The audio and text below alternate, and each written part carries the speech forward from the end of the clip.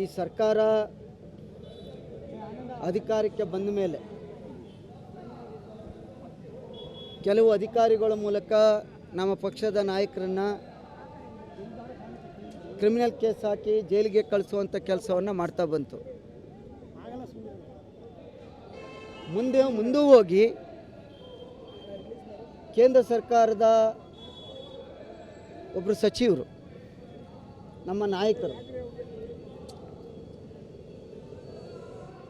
ಇವತ್ತು ಏನು ಲೋಕಾಯುಕ್ತದಲ್ಲಿ ಯಾವುದೇ ಹುದ್ದೆಗೆ ವರ್ಗಾವಣೆ ಆದರೂ ಕೂಡ 5 ವರ್ಷಗಳಿಂದ ಈ ಒಂದು SIT ಮೈನ್ಸ್ ಏನಿದೆ ಅಲ್ಲಿಯೇ ಇದ್ದಾರೆ ಈ ಚಂದ್ರಶೇಖರ್.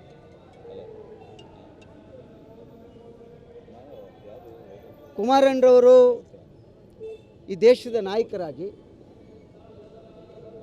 ಯಾವಾಗ ಒಬ್ಬ ಭ್ರಷ್ಟ ಅಧಿಕಾರಿ ಅಂತೇನು ಆರೋಪವನ್ನು ಮಾಡಿ ಅವ್ರ ಮೇಲೆ ಕೆಲವು ಮಾಹಿತಿಗಳನ್ನು ರಾಜ್ಯದ ಜನತೆಗೆ, ದೇಶದ ಜನತೆಗೆ ತಿಳಿಸುವಂಥ ಕೆಲಸ ಮಾಡಿದಂಥ ಸಂದರ್ಭದಲ್ಲಿ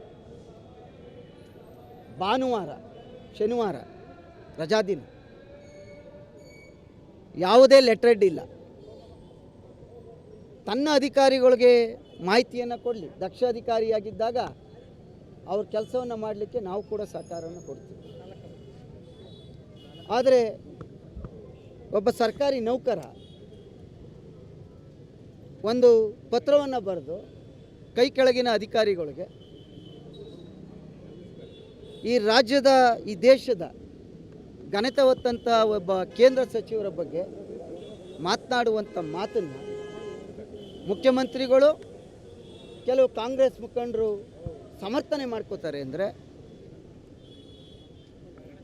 ನಮ್ಮನ್ನು, ನಮ್ಮ ನಾಯಕರನ್ನ ಬೈಲಿಕ್ಕೋಸ್ಕರನೇ, ಅವ್ರನ್ನ ತೇಜಾವಧೆ ಮಾಡೋಕ್ಕೋಸ್ಕರನೇ ನೀವು ಕೆಲವ್ರನ್ನ ನೇಮಕ ಮಾಡ್ಕೊಂಡಿದ್ದೀರಾ. ಇದು ಸರಿಯಾದ? ನಾಳೆ ಇದೇ ನಮ್ಮ ಮುಖ್ಯಮಂತ್ರಿಯವ್ರನ್ನ ಅಥವಾ ಇದೇ ಗೃಹ ಮಂತ್ರಿಯವ್ರನ್ನ, ಅಧಿಕಾರ ಯಾರಿಗೂ ಶಾಶ್ವತ ಅಲ್ಲ, ಇದೇ ರೀತಿ ಒಬ್ಬ ನೌಕರ ಮಾತನಾಡಿದ್ರೆ ನೀವು ಸುಮ್ಮನೆ ಇರ್ತಿದ್ರಾ? ಚೀಫ್ ಸೆಕ್ರೆಟರಿ ಏನು ಮಾಡ್ತಾ ಇದ್ದಾರೆ? DG and IG ಏನು ಮಾಡ್ತಾ ಇದ್ದೀರಿ? ಕಾನೂನು ಸುವ್ಯವಸ್ಥೆನ ಯಾರು ಕಾಪಾಡಬೇಕು ಅಂಥ ಇಲಾಖೆಯ ಇವತ್ತು ಯೂನಿಫಾರ್ಮ್ ಹಾಕ್ಕೊಂಡ್ರೆ ಆ ಯೂನಿಫಾರಮ್ಮೇ ನಮ್ಮ ದೇವರು ಅನ್ನುವಂಥ ಕೆಲಸವನ್ನು ಮಾಡ್ತಾ ಇರ್ತಕ್ಕಂಥ ಅನೇಕ ಅಧಿಕಾರಿಗಳನ್ನ ನೋಡಿ, ಈ ಯೂನಿಫಾರ್ಮ್ ಹಾಕ್ಕೊಂಡು ಇಂಥ ಒಬ್ಬ ಭ್ರಷ್ಟ, ನೀನು ಪ್ರಾಮಾಣಿಕರಾಗಿದ್ದರೆ ನೀವು ಹಿಮಾಚಲ ಪ್ರದೇಶದಲ್ಲಿ ನಿಮ್ಮ ನೌಕರಿ ಇರ್ತಕ್ಕಂಥದ್ದು, ನೀವು ಯಾರ ಕಾಲ್ ಕೈ ಹಿಡಿದು ನನ್ನ ಆರೋಗ್ಯ ಸರಿಗಿಲ್ಲ, ನನಗೆ ಆಸ್ತಮಾ, ಕರ್ನಾಟಕದಲ್ಲಿ 2008ರಿಂದ ಇಲ್ಲಿವರೆಗೆ ಇದ್ದೀರಲ್ಲ, ಯಾವ IPS, IRS, IAS ಅಧಿಕಾರಿಗಳ ಮೇಲೆ ಒಬ್ಬ ಇನ್ಸ್ಪೆಕ್ಟ್ರು ಅಥವಾ ಅವ್ರ ಕೈ ಕೆಳಗಿನ ನೌಕರರು ದೂರನ್ನು ಕೊಟ್ಟಿರೋದು ನೋಡಿದ್ದೀರಿ? ಈ ಒಬ್ಬ ನೌಕರನ ಮೇಲೆ ಕೊಟ್ಟಿದ್ದಾರೆ. ಇಂಥ ಒಬ್ಬ ನೌಕರ ಒಬ್ಬ ಕೇಂದ್ರ ಸಚಿವರನ್ನ ಮಾತಾಡ್ತಾರೆ ಅಂದರೆ ಈ ರಾಜ್ಯ ಸರ್ಕಾರ ಯಾವ ಮಟ್ಟಕ್ಕಿದೆ ನೋಡಿ. ಯಾವ ವ್ಯವಸ್ಥೆಗೆ ಬಂದಿದೆ? ಅವ್ರು ಯಾರೋ ಹೇಳಿದ್ದಾರೆ 50 ಕೋಟಿ. 50 ಕೋಟಿ ಕೊಡುವಂಥವು ನೀ ಏನಪ್ಪ? ಇಲ್ಲಿವರೆಗೆ ಯಾಕೆ ಸುಮ್ಮನಿದ್ದೆ? ಏನ್ರಿ ಇದು ವ್ಯವಸ್ಥೆನ ಇದು? ಹಾಗಿದ್ರೆ ಯಾರ ಮೇಲೆ ಯಾರು ಬೇಕಾದ್ರೂ ಕಂಪ್ಲೇಂಟ್ ಕೊಡ್ಬೋದಾ? ಅವ್ರಿಗೆ ಯಾವ ರೀತಿ ಸಂಪರ್ಕ? ಯಾಕೆ ದುಡ್ಡು ಕೇಳ್ತಾರೆ? FIR ಮಾಡಬೇಕಾದ್ರೂ ನೋಡಿ, ಇವತ್ತು ಇಲ್ಲಿ ಹೋರಾಟ ಮಾಡ್ತಾಯಿದ್ದೀವಿ, ಪಾಪ ನಮ್ಮ ಕೆಲವು ಕಾರ್ಯಕರ್ತರ ಮುಖಂಡರು ಹೋದರೆ ಒಂದು ಶಾಮಿಯಾನ ಹಾಕೋಕ್ಕೆ ಅವಕಾಶ ಕೊಟ್ಟಿಲ್ಲ,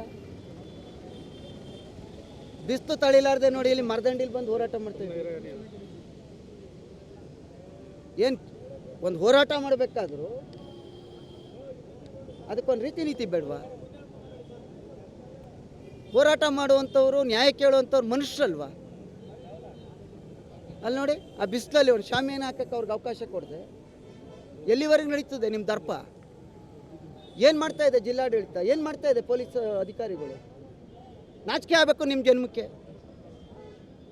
ಒಂದು ಹೋರಾಟ ಮಾಡೋಕ್ಕೂ ಇಷ್ಟೊಂದು ನೀವು ಅಡ್ಡಿ ಆಗ್ತೀರಿ ಅಂದರೆ ಏನರ್ಥ? ಏನು ಮಾಡ್ತಾ ಇದ್ದಾರೆ ಸರ್? ನೀವೇ ನೋಡ್ತಾ ಇದ್ದೀರಲ್ಲ. ಆಯಿತು, ಒಂದು ಎಕ್ಸ್ಪ್ಲನೇಷನ್ ಕೇಳಿದ್ದೀರಾ? ಆರೋಗ್ಯ ಸರಿ ಇಲ್ಲ ಅಂದ್ರೆ ಅಧಿಕಾರಿಗಳು ಮುಂದುವರಿಯೋಕೆ ಅವಕಾಶ ಇದೆಯಾ? ಅದನ್ನೇ ನಾವು ಕೇಳ್ತಾ ಇದ್ದೀವಿ. ನೀವು ಅಂಥ ಪ್ರಾಮಾಣಿಕ ಅಧಿಕಾರಿ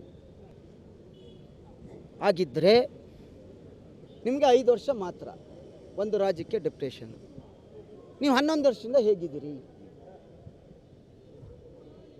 ಹೇಳಬೇಕಲ್ಲ. ನೀವು ಹೆಂಗೆ ಇಟ್ಕೊಂಡಿದ್ದೀರಿ ಅಂತ ಹೇಳಬೇಕಲ್ಲ. ಇಂಥ ಒಂದು ವ್ಯವಸ್ಥೆಯಲ್ಲಿ ಪೊಲೀಸ್ ಇಲಾಖೆ ಇದೆ ಅಂದರೆ ಇವತ್ತು ಕೆಲವು ಪೊಲೀಸ್ ಅಧಿಕಾರಿಗಳು ಒಳ್ಳೆಯವರಿದ್ದಾರೆ. ಭಾಳಷ್ಟು ಜನ ಇಲ್ಲೂ ನಾವು ಅವ್ರ ಜೊತೆ ಕೆಲಸ ಮಾಡಿದ್ದೀವಿ. ಅಧಿಕಾರಕ್ಕೋಸ್ಕರ ಚಮಚಾಗಿರಿ, ಪೋಸ್ಟಿಂಗೋಸ್ಕರ ಚಮಚಾಗಿರಿ. ಪೋಸ್ಟಿಂಗೋಸ್ಕರ ಯಾರು ನಿಷ್ಠೆಯಿಂದ ಪ್ರಾಮಾಣಿಕವಾಗಿರಬೇಕು, ಕಾಕಿ ಬಟ್ಟೆನ ಹಾಕ್ಕೊಂಡು, ಅಂಥ ಪುಣ್ಯಾತ್ಮರ ಸಂಖ್ಯೆ ಕಮ್ಮಿ ಆಗ್ತಾಯಿದೆ. ರಾಜಕಾರಣಿಗಳು ಮನೆ ಬಾಗಿಲು ಕಾಯುವಂಥದ್ದಾಯ್ತಾ ಇದೆ. ಅವನು ಯಾರೋ ಕಂಪ್ಲೇಂಟ್ ಕೊಟ್ಟನಂತೆ, ಅದಕ್ಕೊಂದು FIR ಅಂತ. ಎಲ್ಲಿಗೆ ಬಂತು? ನಿಮ್ಮ ಪಕ್ಷದ ಕೋರ್ ಕಮಿಟಿ ಅಧ್ಯಕ್ಷರೇ ರಾಜ್ಯ ಸರ್ಕಾರವನ್ನು, ಮುಖ್ಯಮಂತ್ರಿನ ಸಮರ್ಥಿಸ್ಕೋತಾ ಇದ್ದಾರೆ. ನಿನ್ನೆ ಚಾಮುಂಡೇಶ್ವರಿಯ ನವರಾತ್ರಿಯ ಮೊದಲನೇ ದಿನ ಅವರು ಅಧ್ಯಕ್ಷರಿದ್ದಾರೆ.